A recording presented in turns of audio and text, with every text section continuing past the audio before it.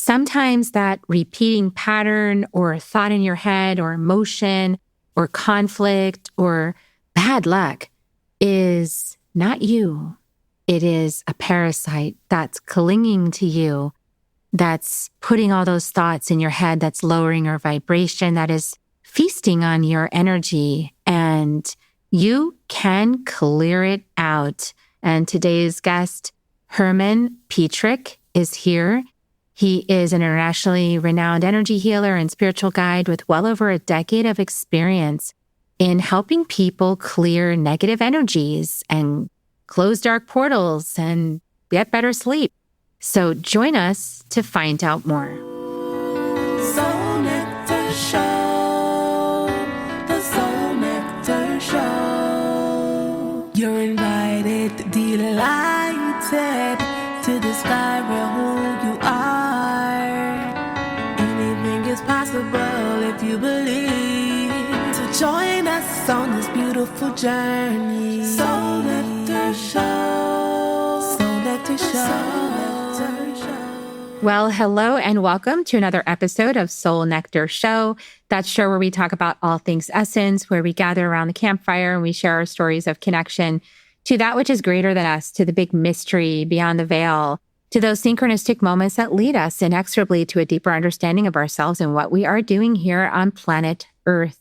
And I'm your host, Carrie Hummingbird, and I love having these conversations week after week, connecting with old souls and friends and having deep spiritual conversations about this experience of being human on the planet. And today we're going to be talking about the darker side of things and entities and parasites and how do you know that they're present and they're interfering with your emotions and your thoughts, and also about being self-taught rather than having like a mentor or apprenticeship with somebody who's already got that wisdom or knows something about it.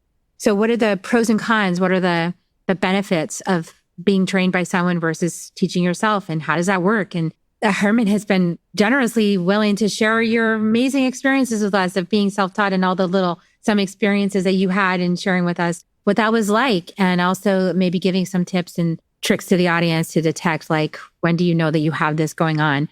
And so, yes, welcome Herman to the show. This is Herman Petrick. And he's an internationally renowned energy healer and spiritual guide with well over a decade of experience in holistic wellness and transformation. He's originally from Portland, Oregon, where he honed his abilities in energy healing while residing in New Zealand now. He's where he is now. And that's amazing. I love New Zealand. What a beautiful, I want to go there so bad. Every time I see pictures, I'm like, New Zealand is calling me. Beautiful shamanic wisdom, deep shamanic roots and wisdom in New Zealand. And Herman has actually been working with developing techniques for clearing negative energies and closing dark portals and channeling healing frequencies to promote harmony and positivity. He does remote energy healings and clearings and for individuals and properties and for all kinds of issues that you might be feeling in your life. And so, yeah, I'm excited to have you on the show and have this conversation. This topic has come up several times recently. So I think it's a timely topic. You know, how do we move through this? So welcome to the show, Herman, and tell us a little bit about yourself and why did you choose to start learning about energy healing and clearing entities? And I'm sure it wasn't just like a random thought. There was probably something you were facing, but tell us more about yourself. Yeah, well, thanks for the introduction and having me on your show. I really appreciate it. So this work wasn't something that I thought, I'm going to do this work. It chose me more than I chose it. Now, I've always just been in the corporate world. It's been about 15 years now. I was in my early 40s and something started happening within me. I started to have more of like a sense of knowing. And it all started with a friend of mine's home. She was living in this home that had all these crazy energies. And the first time I visited the house, she was telling me about all the problems she has and that they brought in different priests to clear the home and bless it, and nothing was working. And her family wouldn't even come visit because it was just crazy energies. And just a light bulb went off in my head when I was in there. And I just kind of walked around and told whatever's there it needed to leave briefly. And then a couple weeks later, I called her and was like, hey, how's your home? And she's like, it's weird. Ever since you left, I haven't had any problems. And so I was like, oh, it worked. And so then that gave me a little inspiration. So I started to read up on like different demonology, the different types of energies. There's so much information out there. It's almost information overload. And I read some old texts from centuries ago about just different types of exorcisms and all of the scary type stuff. And the interesting thing is there was absolutely zero fear for me in this subject. And so it was just like meant to be. And so I was telling some friends, we're having a glass of wine on the front porch. And I was like telling, hey, I can help people with sleeping issues, because this person wasn't sleeping. And, and after I did that, cleared the home, she started sleeping really well. I'm like, I can help sleeping. And they basically called me a crazy Yank. And I said, let's test it. I'm sure you know someone. And they said, oh, yeah, our daughter, she's 24 years old. She lives in Perth, Australia. Ever since she was 14, so for 10 years, she's had nightmares, and she sleepwalks, and she gets like 3 to 5 hours a night. And I said, okay, I'm going to do the work, but I don't want you to tell her, because you're going to tell me it's a placebo effect, and I don't want to hear any of that. And they're like, you don't need a picture? I'm like, nope, I just need her first name. It's all done through the power of my intention. I did the work for her, and then they were just shocked. They're like, a couple weeks later, I'm talking to them. They're like, oh my goodness, she's sleeping. She's getting 8 to 10 hours a night. She's a completely different person. No more nightmares. And the mother was in her 60s. And I was like, how about you? And she's like, I knew you did it for me because I've been sleeping amazing. For 20 years, I've been on sleeping pills, and I haven't taken them in the last 2 weeks, and I've been sleeping great. And so I was like, okay, who's the crazy Yank now? So then I was just like, I can do this. And then they were telling some friends, and then these parents started calling me, oh, my 5-year-old is having nightmares. He won't sleep in his own room. And I'm like, okay. And then I fix it instantly. And then I just kept getting calls. So I created a website. It's the same website I have today. And I've just been able to work with a lot of people, but there was no instruction manual. So everything I was doing was like, some of this stuff it's crazy because I would clear the energy, and it's all just through my intention. But then something would come into my space or try to attach to me. So I'm like clearing this stuff, but where does it go when you remove it from someone? And, energy doesn't die. It's energy. It just needs to be transmuted. And that was the learning curve for me, is what do I do with this stuff? And so looking back, it's a little dangerous being like a rookie doing this stuff without support. Yeah. Yeah. And so, because then I'm like, people are serious. I'm getting emails, and people are dealing with like curses and hexes and black magic and spells from all parts of the world. And I'm getting in way over my head, and I'm, oh yeah, I can fix this. I can fix that. And I'm just rapid firing, and it worked. It all worked out great, but it took a few years for me to hone it and get a little better and better and better. But yeah. And I've avoided reading too much on the topic of energy clearing and the energies, because we gain these belief systems, and I didn't want to start falling into this with blinders, this mode of this is the only way. And so by just really tapping into my internal self, I feel like all the answers I need will come from here. I just have to connect. And that's what I focused myself on, is just connecting to my true self, knowing that the answers will just come to me. And that's how I was able to create the work I'm doing and just trust my process of internalizing who I am and what I'm doing. And that's where I'm at. So now you have a website. Do you also teach people how to do this? So I was traveling a little bit and doing like these workshops. They're like 4 or 5 hours. And I call them energy workshops, where I talked about the energies of the body, the energies around us, how they affect us, and all of this. And then I talked about exactly how I do my work. Now, I've tried to teach it, and it just simply hasn't really worked, because the way I do it, I think it's more like you can either do it or you can't. It's a gift. And sometimes you can't teach gifts, but maybe you can. I don't know. But I struggled teaching it. So I tell people, if they want to learn it, I'll explain everything that I do, because I want everyone to be able to help themselves. But just the effectiveness of what they're doing didn't seem to be working so much. And so how I work is I basically have the gift is I can connect with anyone from anywhere, just based on my intention. You can tell me you have a brother's that has a girlfriend that's really struggling. I don't even need to know her name, but just by me connecting with you using my intention, I can connect with that person and work on their energy and get them into a better space. And so it's about being able to connect to who I am, and then focusing my intention on the subject that I'm working on. And then once I make that connection, then I have like a command, or I have to be in a good space internally. And then I just focus my attention on that person with my intention of removing what's there, what I call energetic parasites. And then once I remove the parasites from them and their space, because they're like parasites, if you have some, your home does, and vice versa. Once I remove all of that, then I send a little healing. And the healing, there's usually about 8 to a dozen different things. So like I remove energetic blocks, I cut soul ties, I cut cord connections, I remove thought programs. It's just a bunch of little things that I do. And it's all done through the power of my intention. And I don't schedule it with the people. So when I'm working on someone, they don't even know that it's happening.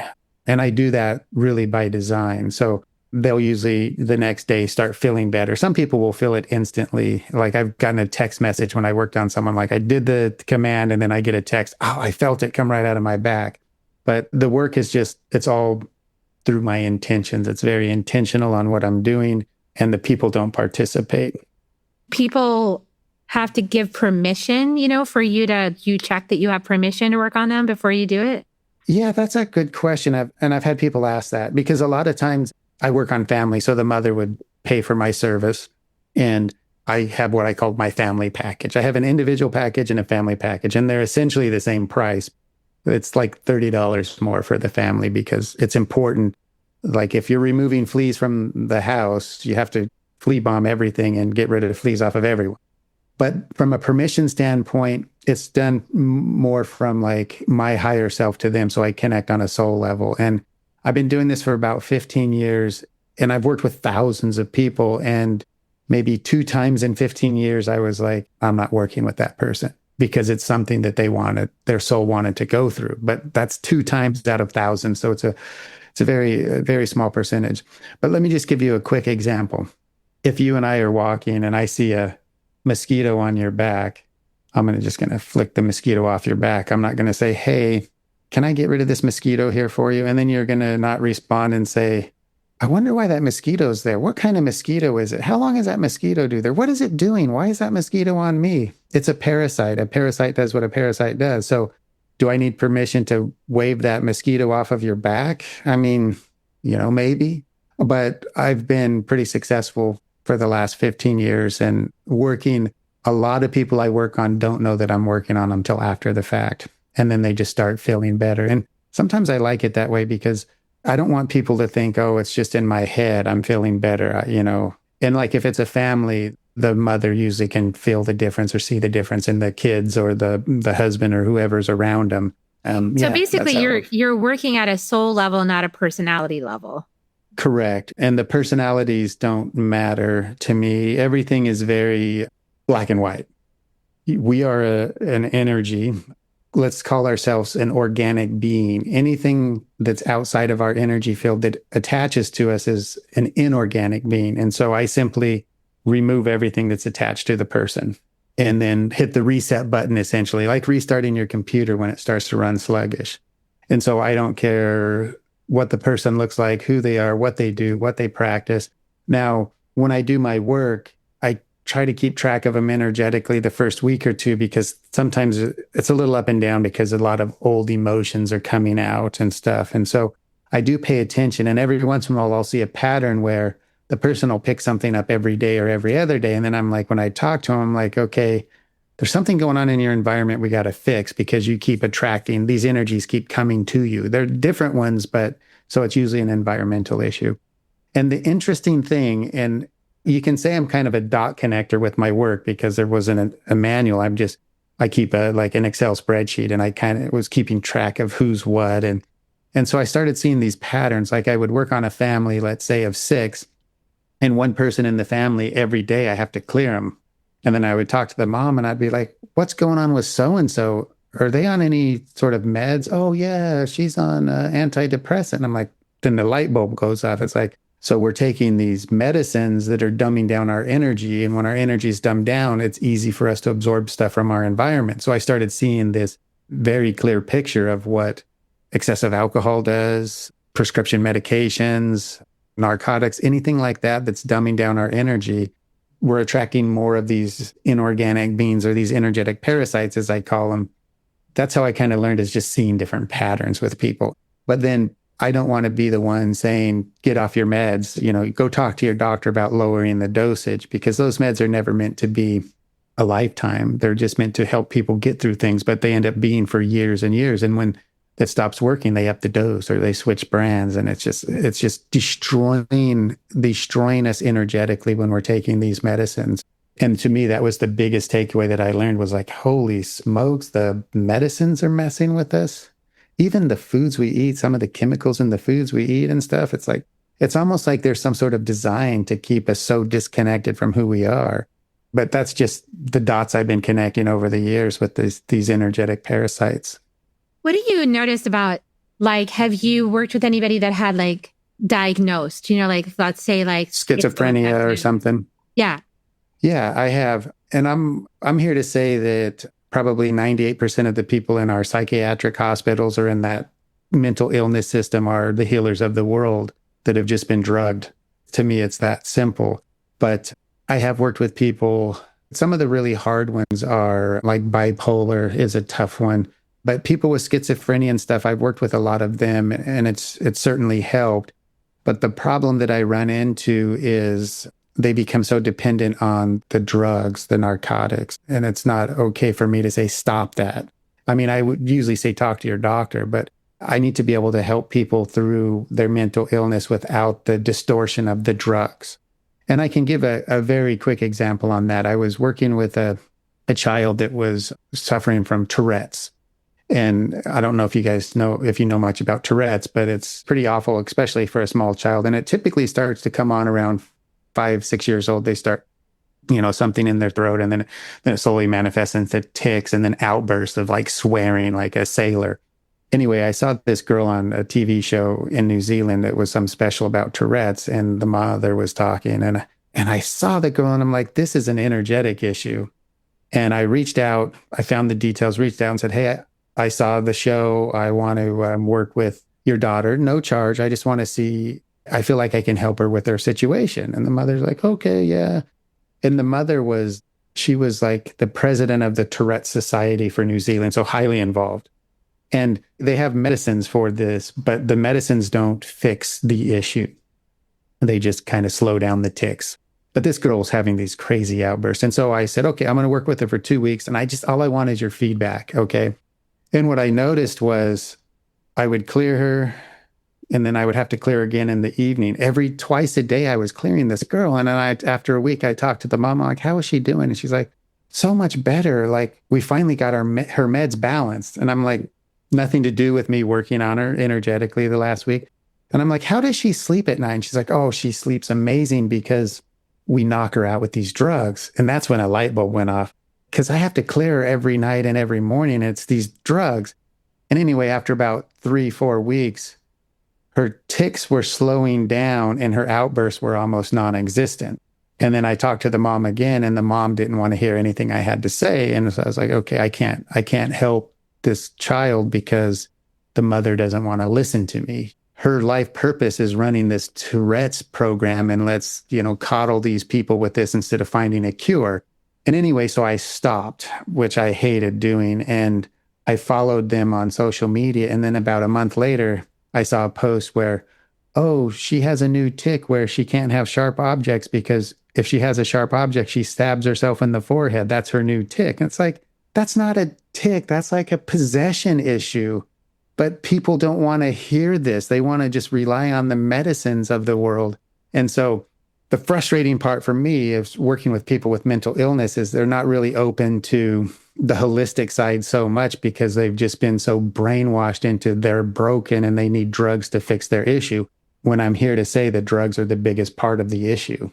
That is such a powerful message. And I definitely can relate. I had, at one point was diagnosed bipolar. Another time was diagnosed borderline. This is before I started my path to do this work. And I was on medication as the only way to keep it level stable, it out. Right? Like, level it out. Yeah.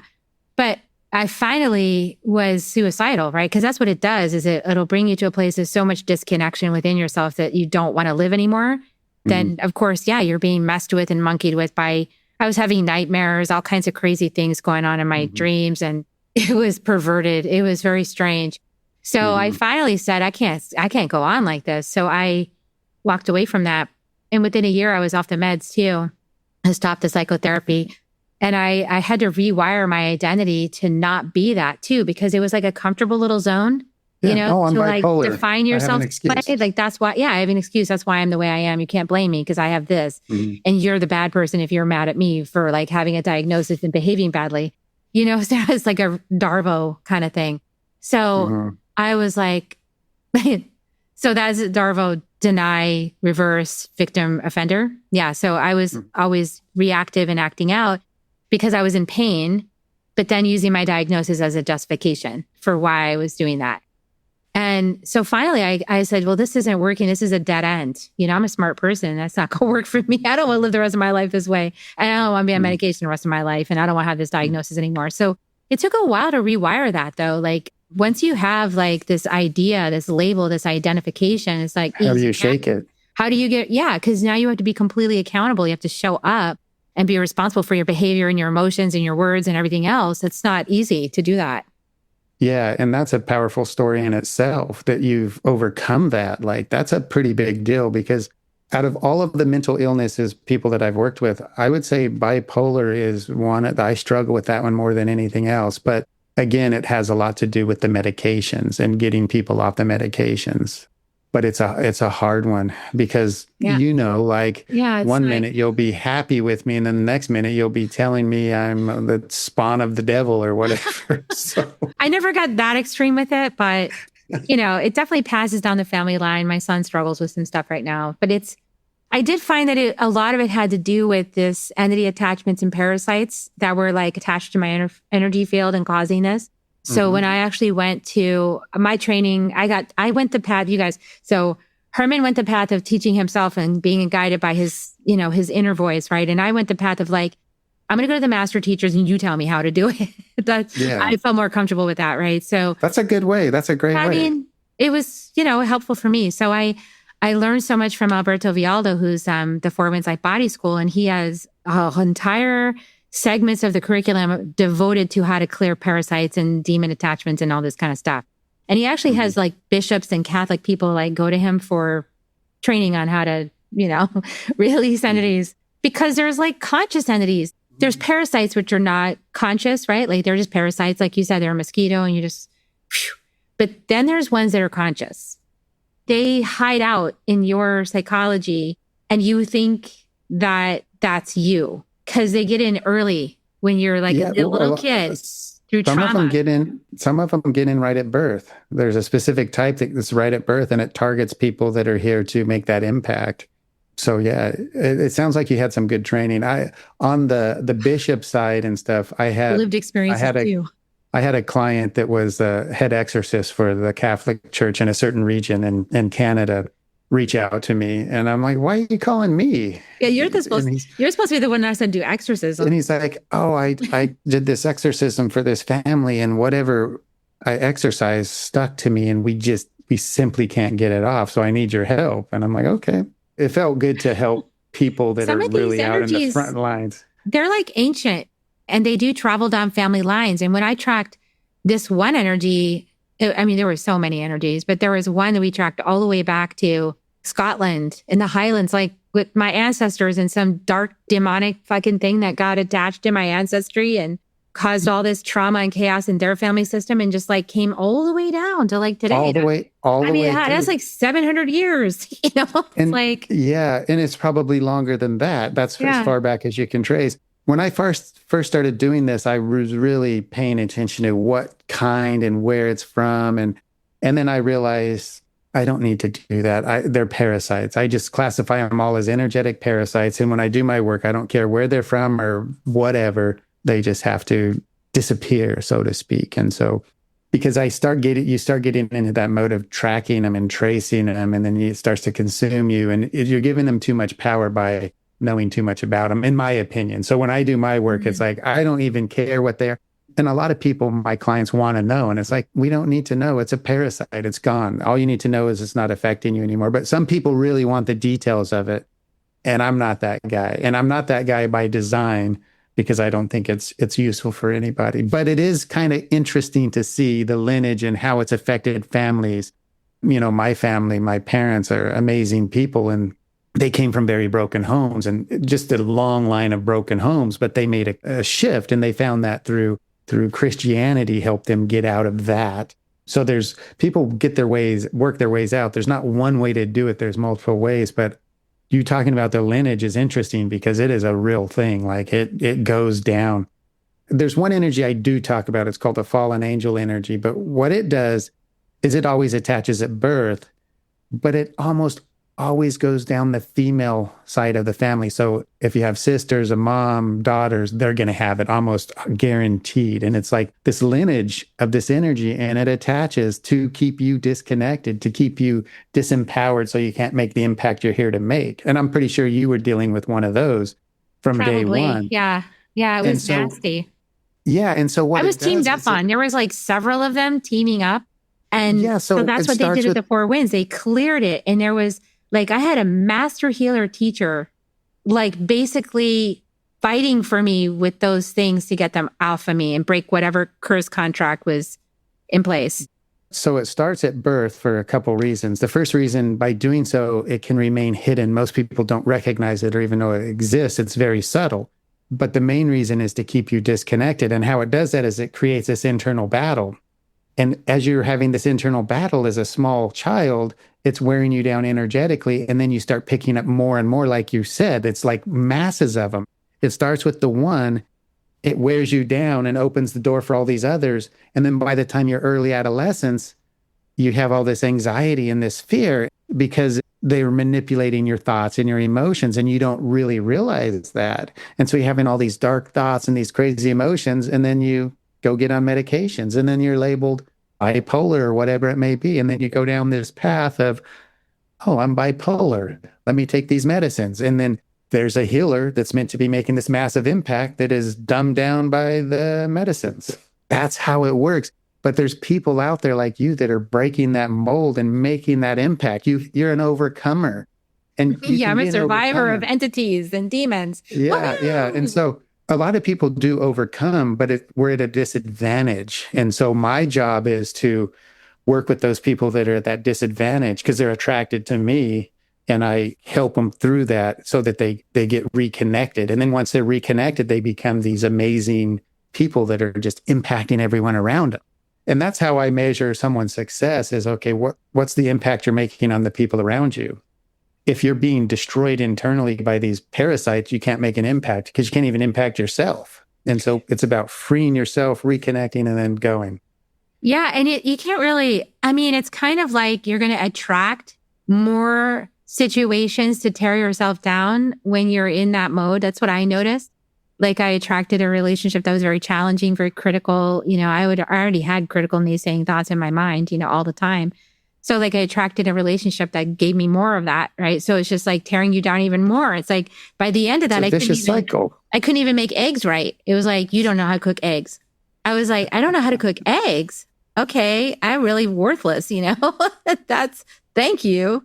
So, but that was the end of that. And I was like, this is going nowhere good. I'm an Ivy League educated person, I'm like smart. So I said, okay, that has to go.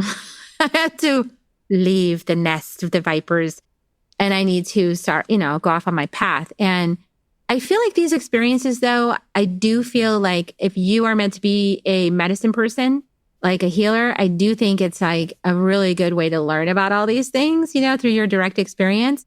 And then it also does strengthen you. It made me strong and wise. And now when I have Jaguar on my side. I think I told you because in the initiations from the Four Winds, you get Jaguar as one of the seeds. And so when I went down to the jungle like a couple times ago, the brother of the medicine person we work with, he was like, "You're like a grupo puma, like you have puma all over the place." I'm like, "That's right. I'm never going to let that happen to myself again. Thank you. You come at me, you're going to get eaten by puma." So you're no longer the prey, you're the stalker now. I'm the stalker. Exactly. I stalk those energies and I'm like, is there anything messing with me right now? And I go head to toe just to check it out, especially if I'm having like if I feel a little bit whiny about things, or like I want some wine, or I want to, eat something extra, I'll go, oops, what's going on in here? And just head to toe scan. Yeah, it's really important to pay attention to subtleties like that. One of the things I like to talk about is paying attention to your thoughts and your emotions and not really buying them as your own, because that's where the manipulation happens. And if you can separate yourself from your thoughts and emotions, you're coming more from a place in your heart versus your ego. And the heart's hard to manipulate, where the ego is very easy to manipulate. And so just because you're having a thought or an emotion, we're on autopilot. We're driven by it. But if we can separate ourselves from that, we can question, wait, why am I so grumpy? You know what I mean? Like you just said, taking stock and going, oh, there's a little parasite, and you just fix the issue. Because we're in an energetic world. We're going to pick up parasites. That's just a fact of life, but how they affect us. And if you pick something up, it may take months or years to manifest, and it builds and builds and builds and gains quantities, right? But if you clear it all and you work on yourself internally on a regular basis, you're going to feel the difference when you do pick up one, and you can go, wait, something's off, and then you can sort it out. That's the best way to live. Yeah. And I like to live in such a way as I'm not an aesthetic. So I'm not here to like purely walk through the world as like the most pure person ever and do nothing, only eat certain foods. And, I'm here to have got to live your life. Fun, live your life. So I'm here to enjoy myself. Plus, I'm here to be ecstatic and all of these things. I'm supposed to be delighted by life, right? And so we want to also let ourselves do that. And if we get really good at energetic maintenance, then we can, like you said, pay attention to the nuances. We can clear that out, with a daily practice, and you can still live your life and have a good time. So I love this conversation. This was great. Thank you for going so deep in all that. Yeah, it's good for people to know about these things and to realize that it is part of the experience on Earth. It is intentional. And, when you get done letting them monkey with you, then it's time to claim your sovereignty and say no more, right? Like, done with that. Excellent. Sure. All right. Well, so you have a website, globalenergyclearing.com, and you actually offer a free 15-minute consultation for anybody that wants to work with you, which is really very kind of you to give your time like that. What else do you want to share with people about working with you before we head out the door? I think just if someone is interested, having a conversation is very worthwhile. If you want to work with me but don't want to have a conversation, that's perfectly fine. I do like to talk to people after more than I like to talk to before, because I don't really need the details of what's going on in the beginning, because I'm just looking at it from a sheer remove these parasites, hit the reset. And it's kind of a broad stroke. And then if we talk like a week or 2 weeks after I've done the work, if there's some very specific stuff, then I can focus on the very specifics if they weren't covered in the initial clearing and healing. So, but that offer stands for a free consultation. I can just explain. It's good to explain what the process is so they have an understanding. But yeah, my website, globalenergyclearing.com. Just contact me through my contact page and be happy to have a conversation. Awesome. Thank you so much for coming on the show and sharing all that great wisdom and through your lived experience. And I was glad to be able to share a little bit of my story too, because I don't think a lot of people know about that stuff. I just don't talk about it. Very interesting. I'm glad you shared that with me. You're definitely an overcomer, because that's a big one. I'm a marathon runner. I've run 2 marathons and 13 or 14 half marathons. I'm not now that there might be some madness in you after all if you're running marathons. So I don't understand. Not anymore. I broke my kneecap. No more marathons for me, but who knows? I might try for a half marathon still. Oh, there you go. We'll see if I walk it. Okay. So I just want to invite everyone, share this episode out with anybody that you think, might be interested in what we're talked about today and might be curious about it.